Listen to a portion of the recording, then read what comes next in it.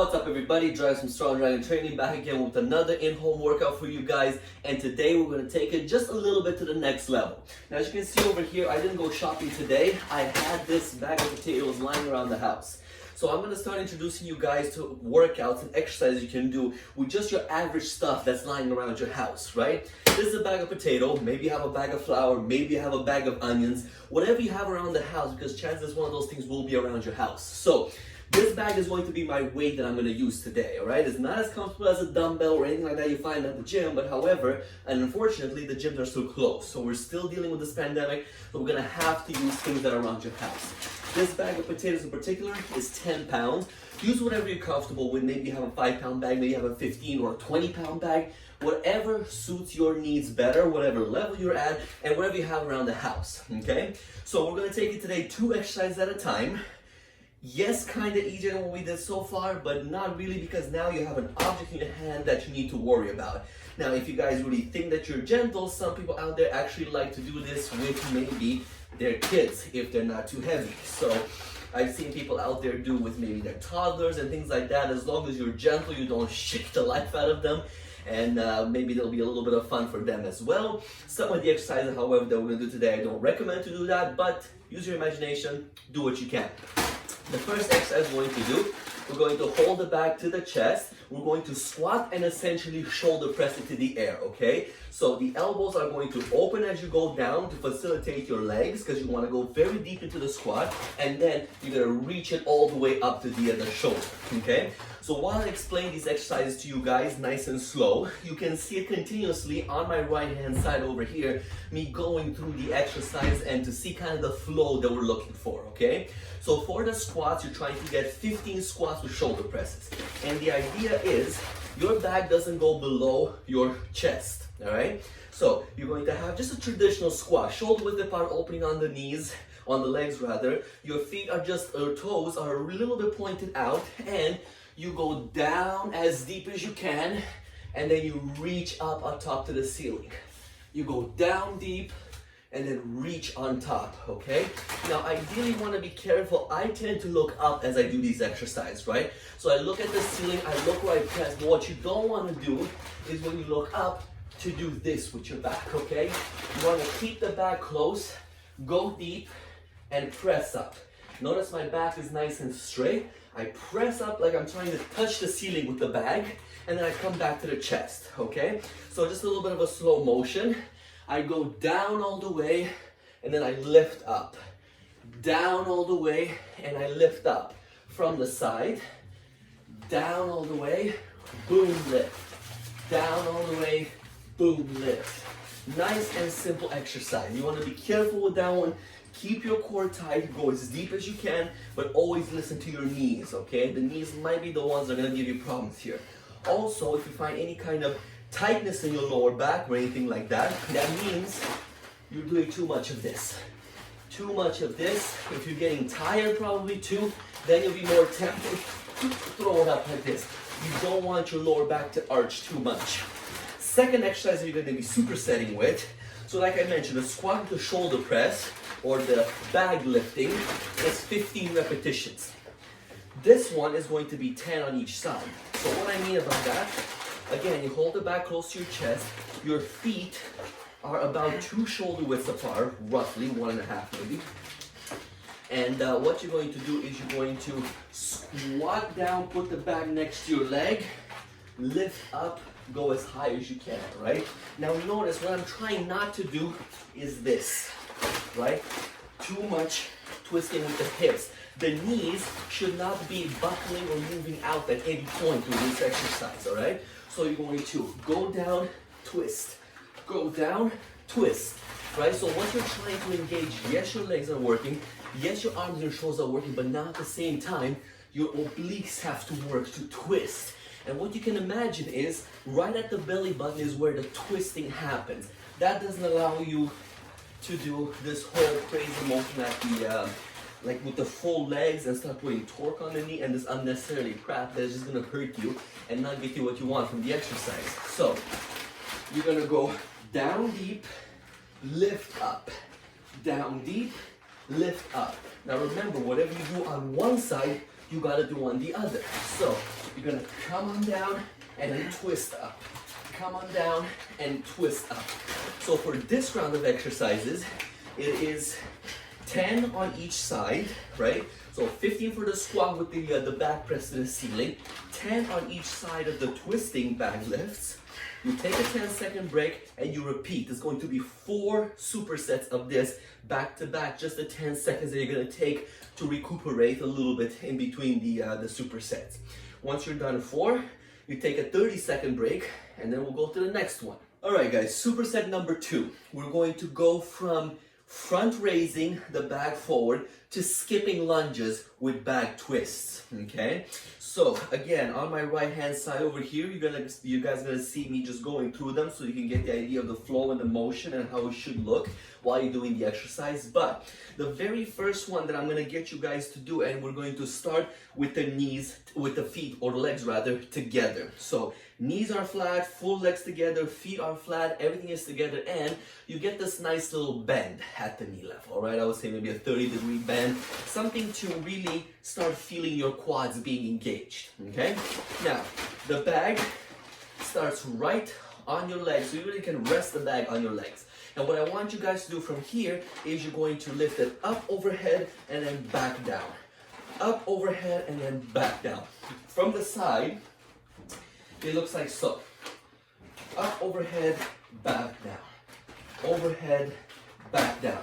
Now what you're trying to achieve from this one is you're trying to keep the arms straight, not locked out. Remember, I always say no locking out of joints. Very, very few cases you hear me say lock out that joint. This is not one of the cases, okay? And most of them I'll say don't. You will damage that joint and activate muscles that you don't need during that exercise. So, as you're lifting the bag forward, your knees are bent. This will engage your core. So your core is tight while doing this one. Bag starts from your thighs. It goes all the way up as high overhead as you can. You're not trying to do this with your elbows. Go as high as you can to keep them straight and then back down. Also, nothing like that. No arching of the back, okay? This one engages your core, engages your quads, and of course your shoulder. Triceps and biceps work secondary to stabilize, but they shouldn't be taking over the work of the shoulders, okay? So this one in particular is going to be 15 repetitions. The other one is going to be a little bit more cardio based. So you guys have done lunges before. So what I'm going to get you guys to do, first 10 lunges, so first 10 skips, because ideally, let's do it without a bag first. A skipping lunge is 1, 1, 2, 2, 3, 3. That's how I want you to count the lunges, okay? Now, for these ones, you're going to have, again, the bag in your hands. So for the first 10 skips, you're going to hold the bag up front, and then for the second 10 skips, I'm going to give you a little bit of a challenge. You're going to twist towards the opposite side of the leg that is forward. So you're going to twist, twist, twist with the bag, okay? So let's get an idea of what that looks like. First 10, you're down, you skip, right? After you're done 10, you're going to go to the side and twist, twist, twist, twist, twist, twist, okay? Now, oh, and by the way, like I said in the beginning, some of the exercises you shouldn't do if you're planning on doing with your kids. This one is one of them. You'll really get them did if you do this. So, the lunges, traditional lunges, okay? Posture is very traditional. You're just here. Medium open stance, okay? Little bit of stretch, most pressure, center down. And all you do, you change your posture. You switch legs in the air. That's it, right? But you gotta keep your body straight. You can't go forward and then go forward again, okay?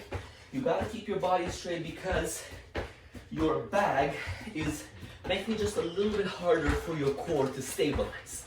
But then on the second 10, you're going to have that bag counterbalancing you, going towards the side. So that is why when you skip and twist, you gotta move just from the core.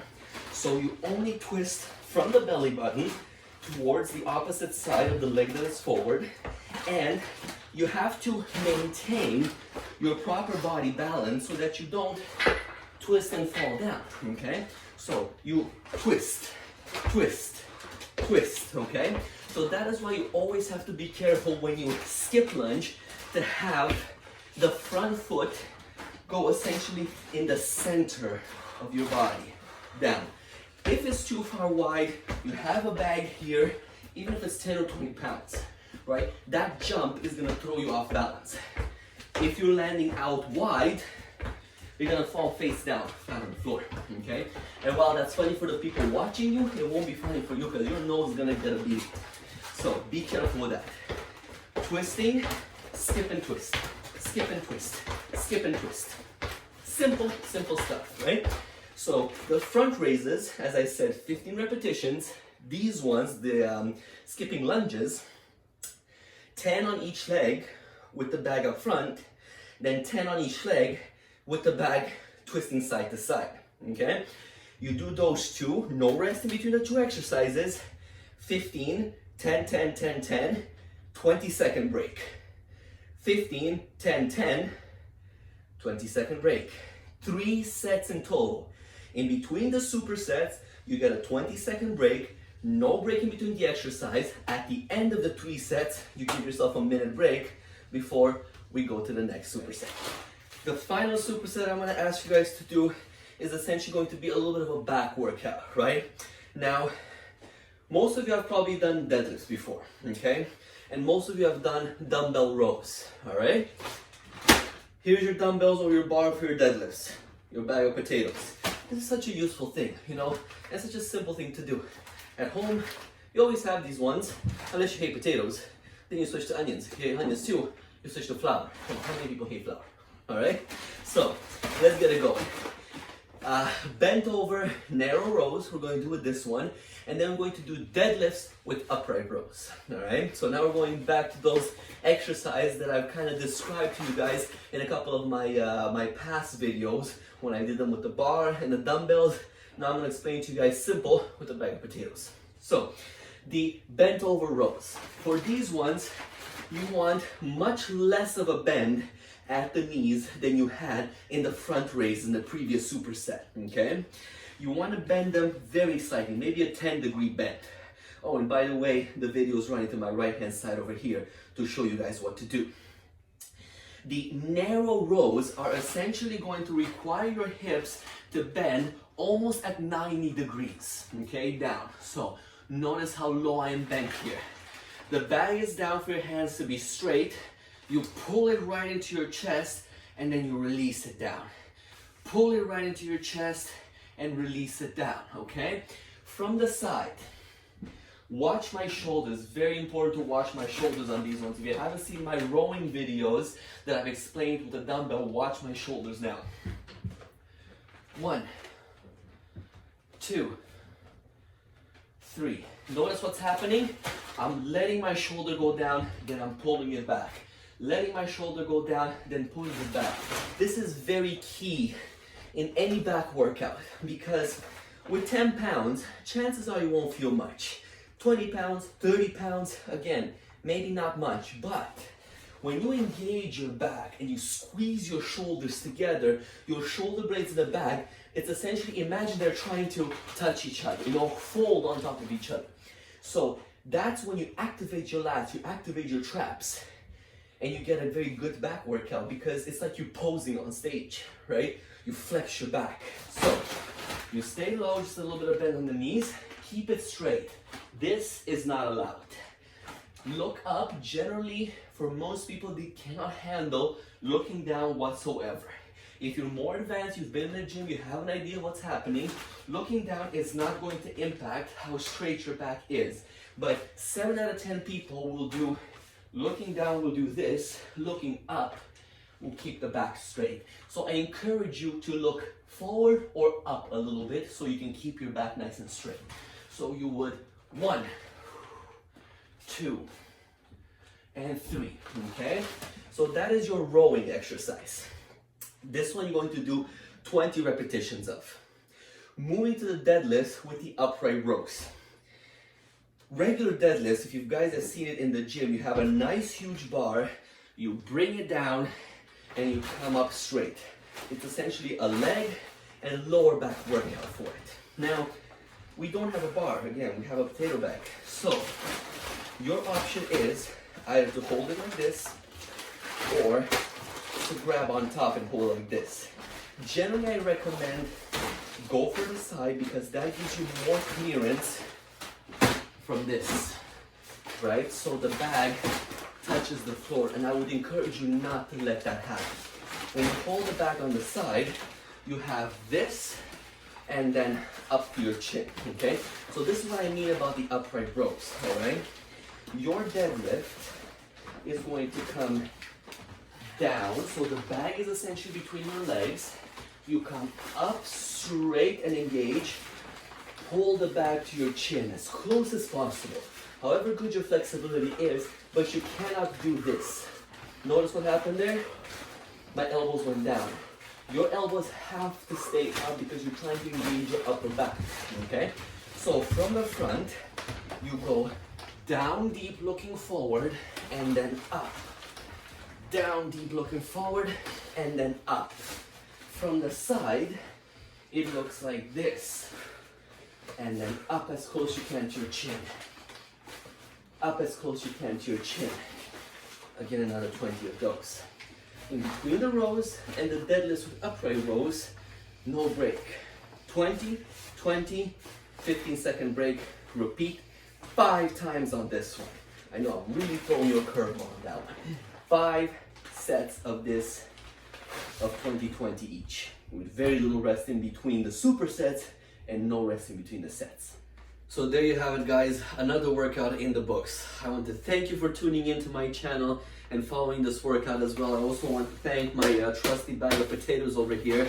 No, they're not mashed potatoes yet, but they will be pretty soon. I really love mashed potatoes. I just don't like to put too much milk or butter in them. I just like them as is, very little bit of olive oil, and then just mash them really well. No clumps, no nothing in it, nice and smooth, and then eat them from there. Just a little bit of a tip for your next meal, okay? So, as I mentioned, this workout is intended to help you guys use objects that you have around the house. So really, I know I've said bag of potatoes, bag of flour, bag of onions, really whatever you have around the house that is comfortable rather enough to grab in 2 hands, doesn't break, and you can see this bag is nicely tight at the top, so no potato is gonna fall out. It's not easy to break it. It's a fairly sturdy bag, so you can't really rip it when you pull it apart and have potatoes all over your floor.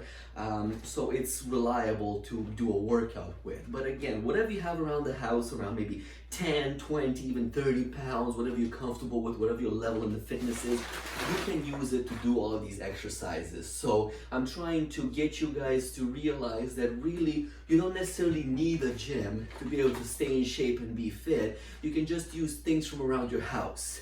And I'm gonna keep on posting more videos like this to show you even other objects and tools maybe that you have around the house that you can use to aid in your workout and make it more effective. You know, maybe bicep curls, presses, things that you guys will see. I'll be posting more and more videos to help you guys out through this difficult time while you're staying at home, so you won't be bored and maintain your fitness level. Again, thank you so much for watching this video. Please subscribe and keep on following us. It really helps us a lot to keep on posting videos, and we try to do it to help you guys out. As I mentioned in my previous videos, just to get you guys moving and give you an idea for what you know to add into your arsenal, and maybe these workouts with what you guys know, you can make a more complex workout, whatever it is, but these ones are usually and generally very good to challenge anybody from a beginner level to a more advanced level. All right, with the amount of repetitions and the way that it's done, if you engage all the muscles properly, you get a good enough workout when you're at home, so you can maintain that level of fitness when you go back to the gym. My name is Dragos from Strong Dragon Training. Push until you hit a wall and then break right through it. I'll catch you guys on my next one.